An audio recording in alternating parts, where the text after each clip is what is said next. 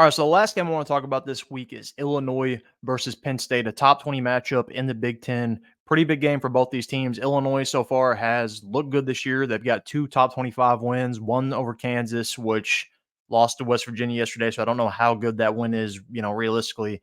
Then that overtime win over Nebraska this past week, a top 25 game there. And Nebraska's biggest win is probably over Colorado. So Illinois has looked good so far. They've done what they need to do, but nothing spectacular. But two top 25 wins is good regardless. As for Penn State, they beat West Virginia pretty handily that first week. West Virginia, I think that's a solid win. And then Bowling Green, they really struggled with, but Bowling Green took Texas A&M to the wire this weekend. So I think that's an okay win in the grand scheme of things. They still won. And then they handled Kent State. Looks like matchup predictor-wise, Penn State is favored 86%. So let's talk about this matchup a little bit. As for Illinois, led by Luke Altmeyer, I think they're going to really have to get some running game stuff going here against Penn State to kind of stay in this game. They're going to have to kind of grind it out because that Penn State defense, number one, is good, so they can get some takeaways. But also Penn State can get it going offensively, I think, and kind of aerate it out a little bit and get a lot of points on the board. As for Penn State, though, do what you do. Don't, turn it over, number one, and let Illinois get down on a run quick because that's where things could come interesting.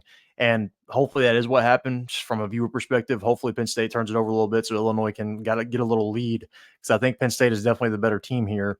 Like, if we look at this by the end of the year, I don't know if Illinois is going to be a top 25 team, but as of right now, they are, which makes this game pretty interesting.